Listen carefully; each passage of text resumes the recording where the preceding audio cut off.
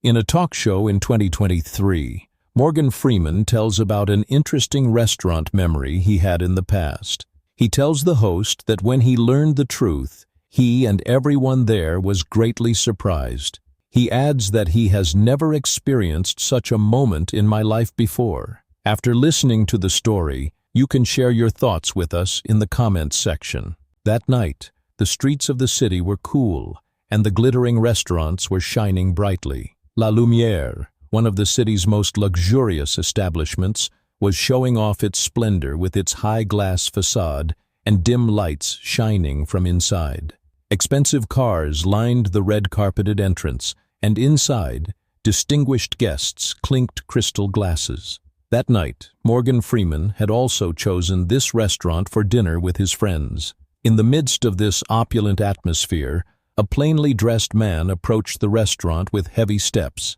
He was wearing an old but clean jacket and worn but neat pants. His face was calm, but there was a slight weariness in his eyes. The two employees waiting at the entrance scrutinized him. One raised his eyebrows imperceptibly, while the other moved to the door with a condescending expression. When the man reached the door, a short, sharp-looking employee stopped him. "Sir, this is a restaurant with reservations," she said in a cold voice. The other waiter smiled slightly and seemed to find the situation amusing.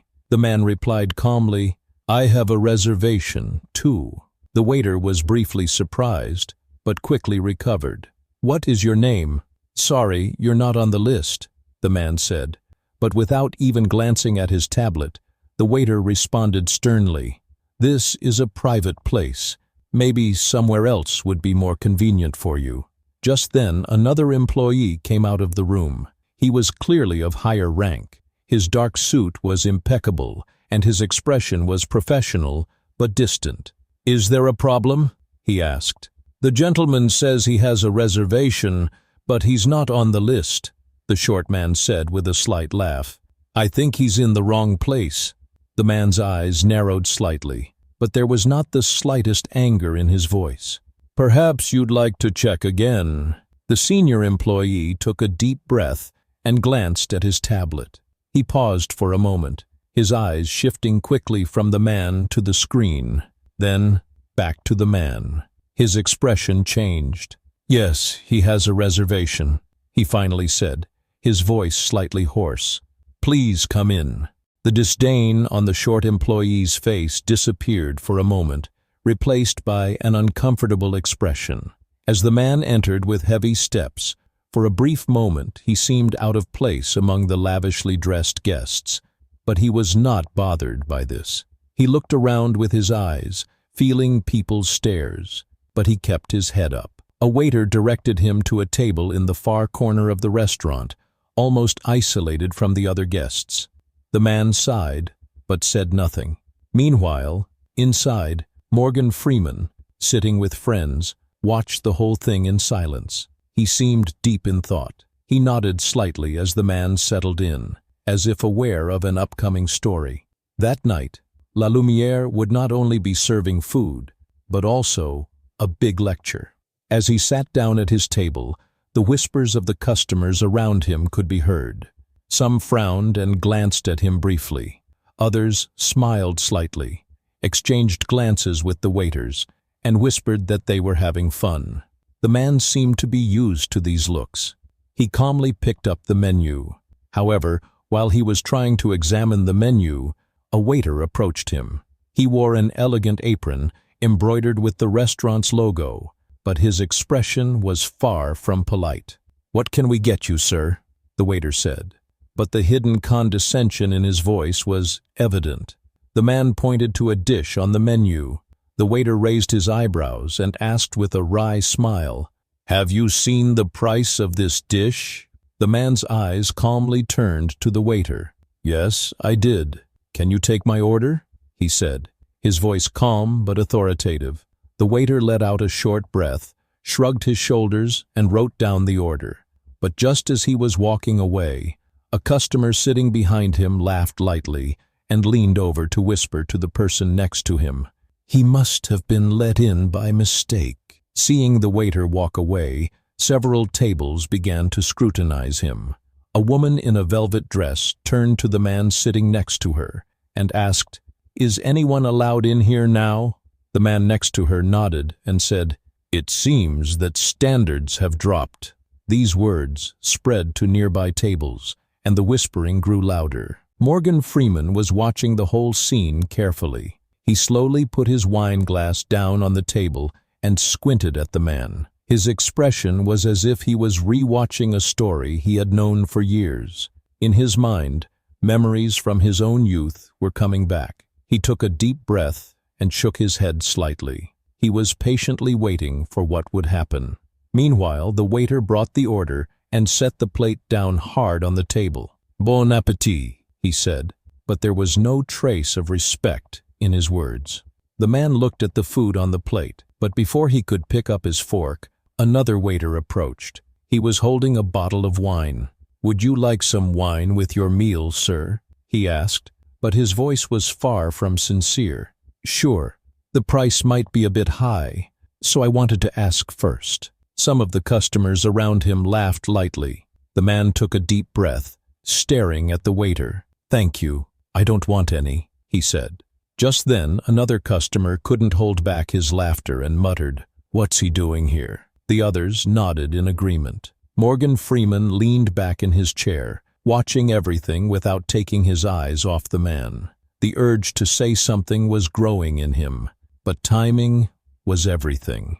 Waiting now was more important than anything else, because the greatest lessons had to be taught patiently and at the right time. The man remained calm, picked up his fork, and began to eat. His demeanor seemed to make those around him even more uncomfortable. A subtle wave of tension was spreading through the restaurant.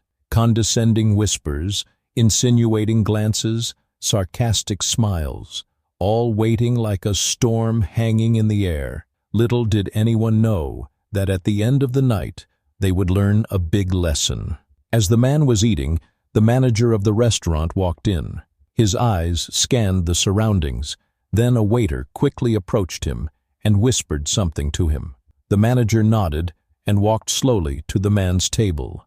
He had a professional courtesy, but he couldn't hide his true thoughts. "Sir," he said, his voice gentle but authoritative, "I'm sorry, but we can't accommodate you here."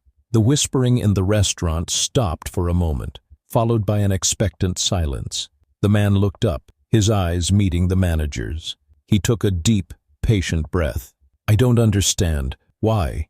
he asked calmly. The manager straightened his jacket and began, "This is a private establishment, and making our guests feel comfortable is our priority. We have received many complaints from our guests about you. Customer satisfaction is important to us. Please don't cause any trouble. We have to take you out." The man responded, "I will pay for my food. What is the problem? Why should people be uncomfortable with me? From the moment I came here, I have never caused any inconvenience to anyone." At that moment, Morgan Freeman, sitting at his table in the corner, slowly rose from his chair. He had a calm but deep expression on his face. All eyes turned to him. Freeman approached the man's desk with heavy steps. He looked at him and then at the manager. "Mr. Director, this man is telling the truth. From the moment he arrived, he has never bothered anyone. On the contrary, he has been humiliated and disrespected since he arrived. Why would anyone be disturbed by such a situation? If anyone should be disturbed here, it is this gentleman. I don't understand your attitude." Freeman continued, his voice soft but authoritative. "Do you have to look in a person's wallet to make them feel comfortable? Or do you look at who he is, what he does, what kind of person he is?" The manager paused for a moment and then replied, "Mr. Freeman, with all due respect, we are trying to maintain a certain standard of service here." Freeman smiled. "Maintain standards, or judging people by their appearance?" he asked. His voice reached every corner of the room. The customers in the restaurant became more attentive to Freeman's words. The man was still sitting calmly, but there was a grateful light in his eyes. "You know what?" said Morgan Freeman, a deep wisdom in his voice. "One of the most memorable things in this world is how people make you feel. So I want everyone here today to think about that for a moment." He took a deep breath and let his eyes sweep across the restaurant. "Forget who you are, where you come from. Just for a moment, put yourself in the shoes of this man who has come here. You step into a place and you are looked at with suspicion as you walk in. When you order a meal, you are questioned whether you can afford it. You hear whispers that you don't deserve to be here. Tell me, do you think this is fair?" There was a deep silence in the hall. A few customers averted their eyes. Others looked uncomfortable, but no one objected. "The clothes you wear, the money in your pocket, the seats you sit in, none of that really makes you valuable." Freeman continued. "What is valuable is the kind of person you are. It is how you see the other person. When you forget that, you lose yourself." The manager remained silent at Freeman's words. Some customers shook their heads as the waiters looked down in shame. At that moment, the atmosphere of the restaurant changed completely. Morgan Freeman turned his eyes back to the man. "Sir, finish your meal and dine here with the respect you deserve." The manager swallowed slightly. "Of course, Mr. Freeman," he said in a low voice. "This gentleman can stay here and we will treat him with the respect he deserves." The man took a deep breath and shook his head from side to side. "No, I don't want to stay here anymore," he said. "I have felt and experienced so much disrespect. I have been insulted because of my clothes. You even questioned whether I could pay the bill. You humiliated me in front of everyone here. I don't want to stay here anymore." His voice echoed in the restaurant. Her words were not harsh, but the resentment was in every word. Morgan Freeman looked at him intently. He could understand the anger and frustration growing inside the man, but this time he did not intervene. Because some lessons were not learned out loud. They were learned by experience. The man pushed his chair back and stood up. He buttoned his jacket and took a deep breath. He looked around for a while, as if he was looking into everyone's eyes, one by one. Then he took some money out of his pocket and put it on the table. "You doubted whether I could pay for my meal," he said, his voice calm but clear. "Take it, but know that I am not the loser here. You have lost your humanity." The customers in the restaurant, the waiters, and the manager fell silent. No one could answer. The man took heavy steps towards the door. As he approached the door, he stopped and turned around one last time. "Remember what happened tonight," he said, "because life is not as long as you think." His words blew inside like a cold wind. Morgan Freeman followed him to the door. When he caught up with her, he gently put his hand on her shoulder. "Will you come with me?" he asked, his voice sincere and friendly. "I'd like to have you at my table." "Thank you, Mr. Freeman," the man said, shaking his head slightly. "You were the only one who showed me respect tonight. I'll never forget it. See you again." He took one last look and walked away. Morgan Freeman followed him inside. Everyone thought the night was over, but they were wrong. The night was not over yet. After he left the restaurant, the tension inside did not dissipate. When Freeman returned to his table, he could still hear the customers whispering. Many were trying to process what had happened. The manager exchanged glances with the waiters, but no one dared to speak. "Mr. Freeman, can we get you something else?" a waiter asked in a slightly timid voice. "No, thank you," Freeman said, shaking his head from side to side. He felt something was missing inside him. The man had left without explaining who he was. But Freeman knew the story didn't end there, and he was right. About an hour later, there was a big commotion outside the restaurant. A sleek black car pulled up to the door. Two drivers got out, then one quickly opened the back door. Inside, customers and staff alike were paying close attention to see who it was. And then, that man got out of the car. But this time, he was not like the first time. He was wearing an elegant dark blue suit, a perfectly pressed shirt, and an expensive tie. His shoes were shiny, his posture straight. Next to him were a few other men, also looking very smart and impressive. At the entrance to the restaurant, the staff, who had previously tried to keep him out, were speechless at the sight of him. The manager froze in his tracks. One by one, the customers inside turned their heads and looked at the door. The man who had just left as an undesirable had now returned as the embodiment of power and authority. Not knowing what to do, one of the waiters approached the door and bowed slightly. "Sir, welcome back. Please come in," he said. His voice was completely free of its previous condescending tone.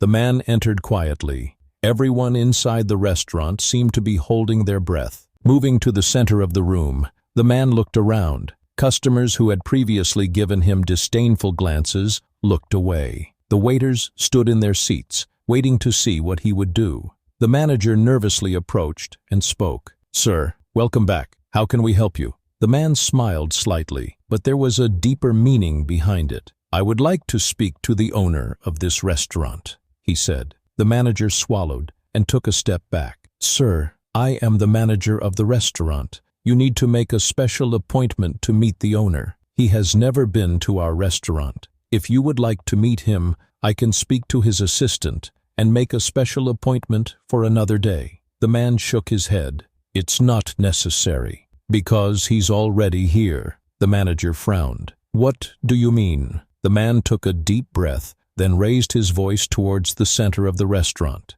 "Ladies and gentlemen, let me introduce myself. I am the owner of this restaurant." Suddenly, the whole restaurant froze. Waiters looked at each other in shock. Some customers covered their mouths with their hands. The manager's face turned pale. The man continued speaking under everyone's astonished gaze. "I just came in here like an ordinary customer. I was belittled because of my appearance. The waiters questioned whether I could pay. Some customers implied that my presence here lowered the standard of the place. Some mocked me. Others ignored me. In short, everyone did their best to exclude me, except for one person." The people in the restaurant were still listening in silence. The manager could not hide the surprise and panic on his face. The man continued, "There is a big lesson for everyone here today. Just as you show respect to someone with money or status, you have to show the same respect to someone you don't even know,